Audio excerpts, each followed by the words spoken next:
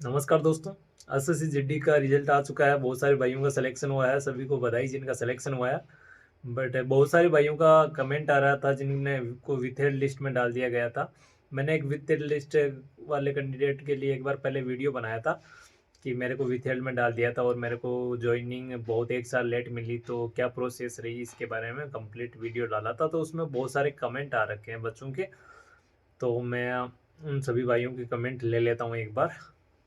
और जो जो आपके दिमाग में जो क्वेश्चन आ रहे हैं, बहुत सारे उन्होंने क्वेश्चन पूछ रहे कि हमको ज्वाइनिंग मिलेगी या नहीं मिलेगी, या कितनी डिले होगी, हमारा फिंगर इश्यू नहीं हुआ उसके बावजूद भी हमको विथेड लिस्ट में डाल दिया तो क्या करें, कोर्ट केस करें या न करें। ऐसे तमाम प्रकार के कमेंट्स आ रखे हैं, तो मैं आपके सभी के कमेंट ले लेता हूँ और जवाब भी दे देता हूँ कि फाइनली मैंने क्या किया था ज्वाइनिंग के लिए और क्या प्रोसेस रही थी, और मतलब जो बाकी बच्चों की ज्वाइनिंग हो गई थी और हमारी प्रोसेस क्या रही, हमको क्या करना पड़ा उसके बीच में, हमारा को कब वापस रीवेरिफिकेशन के लिए बुलाया गया था, क्या करवाया रीवेरिफिकेशन में।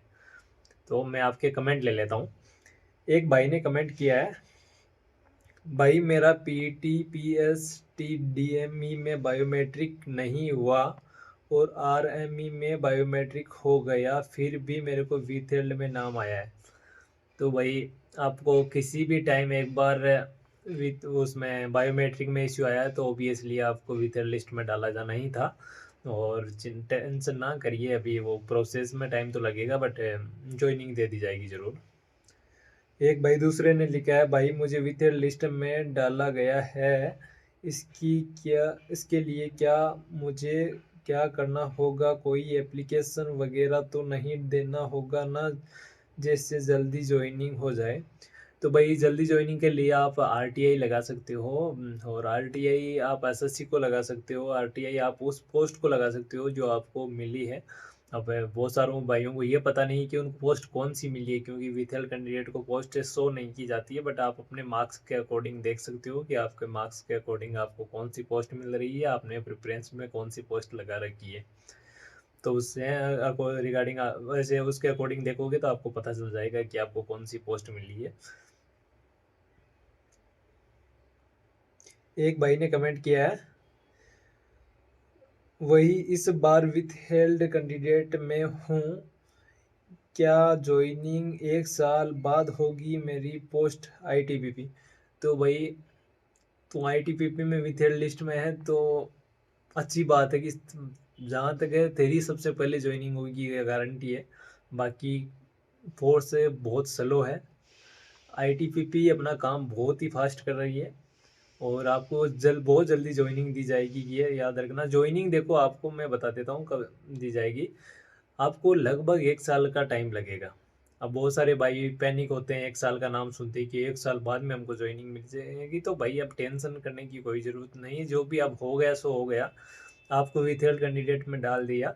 हो सकता है कि आपकी किस्मत अच्छे हुए तो आपको 2-3 महीने कम भी लग जाए, हो सकता है 2-3 महीने ज़्यादा भी लग जाए। तो ऐसे में आप ऐसे पैनिक ना हो, जो भी है अच्छा है। आप अब अपनी दूसरी प्रिपरेशन कर लो किसी भी दूसरे एग्ज़ाम की, आपके पास टाइम भी है और जॉब भी है। अब ये भी स्ट्रेस भी नहीं रहेगा कि हाँ मेरे पास जॉब नहीं है। तो अब साथ में अपनी प्रिपरेशन भी कर लो और जॉब तो है ही, मिल जाएगी ज्वाइनिंग। हाँ थोड़ी सी स्लो प्रोसेस है, साल भर का टाइम लगेगा ज़रूर। एक भाई ने पूछा है, भाई मुझे 70 पेज का नहीं लिखवाया गया फिर भी विथ हेल्ड लिस्ट में डाल दिया गया, बट सबका लेफ्ट थंब लग रहा था, मेरा राइट एंड लगा। अब भाई आपको मतलब पता नहीं उन्होंने क्यों डाल दिया विथ हेल्ड लिस्ट में। वैसे आपका फिंगर इश्यू था नहीं, फिर भी उन्होंने डाल दिया कि हाँ लेफ्ट थंब लगा, लेफ्ट नहीं लगा राइट लगा, इसलिए डाल दिया। तो अब मोस्टली देख लो जिसके थंब इश्यू है उसको तो ओबियसली है एक साल का टाइम लगेगा ही लगेगा, सबको ही एक साल का अप्रोक्स टाइम, क्योंकि सबको साथ में ही ज्वाइनिंग दी जाएगी। आप आरटीआई ज़रूर लगा दीजिए एक बार के लिए। आरटीआई लगा दोगे तो आपको ज्वाइनिंग बहुत थोड़ी फास्ट हो जाएगी, क्योंकि मैं लास्ट टाइम में वेरिफिकेशन के लिए गया था तो वो मेरे पे गुस्सा कर रहे थे, बोला कि तुमने आरटीआई लगाई थी, हमारा काम बढ़ा दिया। मैंने बोला सर मैंने तो आरटीआई नहीं लगाई, मेरे को दोस्तों ने लगा दी होगी। बोला कि नहीं नहीं आरटीआई लगाई है, तभी हमारे को इतना प्रेशर हो जाता है, ऑलरेडी कितना काम रहता है आपको नहीं मालूम है, हम पे प्रोसेस कर ही रहे हैं, आईटीपीपी तो सबसे फास्ट ज्वाइनिंग दे रही है सबको, बाकी दूसरी वैकेंसियों बाकी दूसरी पोस्ट में जाके देखो आपको पता चल जाएगा कितना डिले कर रही है, पिछली वैकेंसी का भी बड़ा उनका, तो अभी हमारे हमने इतना फास्ट प्रोसेस कर दिया। तो वो आप आरटीआई लगाओगे तो उन पर फ्रेशर होता है और वो जल्दी कर देते हैं, मतलब वैसे हालांकि वो करने की कोशिश करते हैं और बहुत सारे काम रहते हैं, कई बार ध्यान वगैरह नहीं देते हैं, तो आप आरटीआई लगाइए तो आपको जरूर है। अब बहुत सारे बोल रहे हैं कोर्ट केस करें या आरटीआई लगाए, तो मैं तो यही सजेशन दूंगा कि आप आरटीआई लगाओ, कोर्ट केस के चक्कर में ना पड़ो, क्योंकि कोर्ट केस में आपके पैसे बर्बाद होंगे फालतू में, और ना आपके पास सेम कैंडिडेट है, जैसे आप एक सीआरपीएफ का कैंडिडेट है, एक आईटीपीपी का है, आप मतलब किस हिसाब से कोर्ट केस करोगे, अब एक करेगा सीआरपीएफ पे, एक करेगा आईटीपीपी पे, तो फाइनली आप मतलब आपका वकील वगैरह किस कौन सा, मतलब सेम पोस्ट वाले हो तो अलग बात है कि हाँ सभी आईटीपीपी के हैं या सभी सीआई सब के हैं, तो आप कोर्ट केस कर सकते हो। तो एक बार आरटीआई लगाइए, आपकी प्रोसेस हो जाएगी, अब इससे पैनिक ना हो, थोड़ा सा टाइम जरूर लगेगा। एक भाई ने कमेंट किया है, भाई मेरा राइट हैंड का फिंगर लिया, लेफ्ट का नहीं, और 70 पेज का फॉर्म भी नहीं भरवाया, और हाँ सेम वही बात की, मेरा राइट लिया, राइट जिनका राइट हैंड लगा है लेफ्ट नहीं लगा उन सभी को भी थर्ड में डाल दिया है। और कोई कोई ऐसे एक सेंटर भी है जिनमें एक इधर है यूपी का, पता नहीं कौन सा सेंटर कमेंट कर रहे थे, उसमें बहुत सारे लोगों को विथहेल्ड लिस्ट में डाला गया है, तो वो कई कई सेंटर की भी प्रॉब्लम है। और एक ने बोला है 2022 का विथहेल्ड 30 बच्चों का आया है, बाकी दूसरों का नहीं आया है, तो भाई जो मैंने वो शायद एसएसबी का, नहीं सॉरी सीआरपीएफ का था, ये भी 30 कैंडिडेट का, शायद 30 ही कैंडिडेट थे सीआरपीएफ में जिनका सब कहा गया है, शायद आपकी या तो पोस्ट दूसरी होगी, एक बार चेक कर लीजिए, शायद दूसरी पोस्ट होगी उसकी वजह से नहीं है आपका नंबर। बाकी एक ने भाई ने पूछा, भाई मेरा बायोमेट्रिक में कोई प्रॉब्लम नहीं हुई और ना ही मुझे कोई फॉर्म भरवाया, फिर भी मुझे विथहेल्ड में डाल दिया, मैं क्या करूं?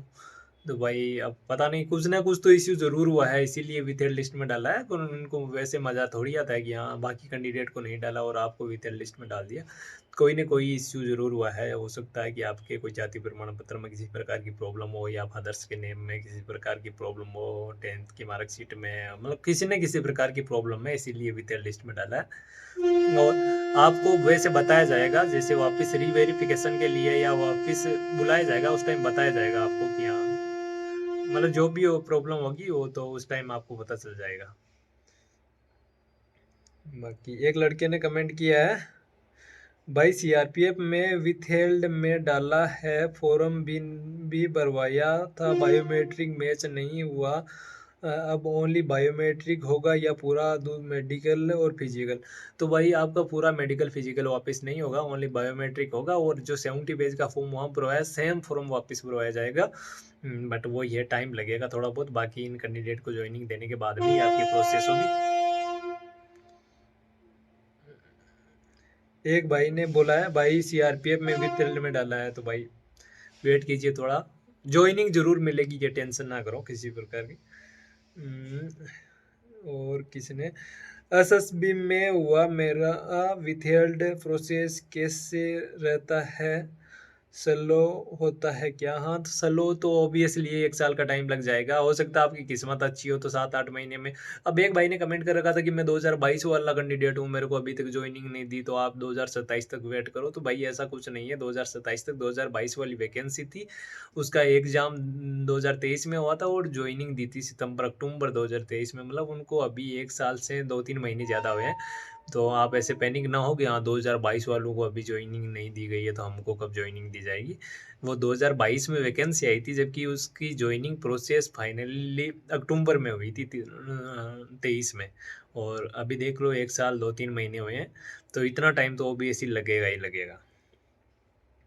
बाकी एक भाई ने और कर रखा है, भैया मैं जब BSSC GD का एग्ज़ाम देने जाता हूँ तो मेरा थंब एक बार में नहीं लेता है, फिर वहाँ बैठे हुए लोग बोलते हैं कि उस काउंटर यानी बगल वाले पे जाओ और उस काउंटर पे दूसरा वाला थंब ले लेता है। ऐसी ही फिजिकल और मेडिकल के टाइम में रिजल्ट विथेल में चला जाएगा, प्लीज़ रिप्लाई मी। भाई सेम इश्यू मेरे साथ होता है हमेशा। मैं एग्ज़ाम देने जाता हूँ, मेरा एक बार में फिंगर नहीं आता है, फिर वो एक जो मेटल वाला फिंगर मेटल वाला होता है ना जिसमें फिंगर लेते हैं, उसमें आ जाता है। तो ये तो मतलब कुछ कैंडिडेट की प्रॉब्लम होती है, सेम मेरे साथ भी ऐसा ही होता है। वही है भैया, आपको विथहेल्ड में डाल दिया है तो आप तो वेट ही करना पड़ेगा। और एक भाई ने पूछा है कि हम विथ हेल्ड में है या नहीं, कैसे पता चलता है? तो भाई आप तो विथ हेल्ड कैंडिडेट हो, तो उस लिस्ट में जाके अपना नाम चेक कर लो, पता चल जाएगा। भाई मेरा रिजल्ट विथ हेल्ड 2022 में का नहीं आया, बीएसएफ का। भाई बीएसएफ की प्रोसेस कुछ फोर्स की बहुत स्लो है, कुछ की बहुत फास्ट है। आईटीपीपी सबसे ज़्यादा फास्ट है। जो इस भाई को आईटीपीपी में विथहेल्ड लिस्ट में डाला गया है, वो तो बिल्कुल टेंशन ना लो, बहुत जल्दी आपकी ज्वाइनिंग प्रोसेस कंप्लीट हो जाएगी, याद रखना। बाकी और कोई भी कमेंट हो, बहुत सारे कमेंट है, तो आप सारे कमेंट तो नहीं ले सकता, वीडियो काफ़ी लंबा हो रहा है। बट आप कमेंट करके पूछ सकते हो क्या करना। आप मैं ये बोलूँगा, आपको आरटीआई लगाइए आप सभी। और मैंने एक टेलीग्राम ग्रुप भी बनाया है, आप उस ग्रुप को ज्वाइन कर सकते हो, जिसमें लगभग प्रो 60 के आसपास कैंडिडेट हो चुके हैं जो विथ हेल्थ कैंडिडेट है। तो आप एक दूसरे से जुड़े हुए रहोगे, तो आप वो भी ज्वाइन कर सकते हो। बाकी जो भी आपका डाउट है एक बार कमेंट में बोलिए, मैं आपका कमेंट लूँगा और ज़रूर आपको रिप्लाई दूँगा। धन्यवाद।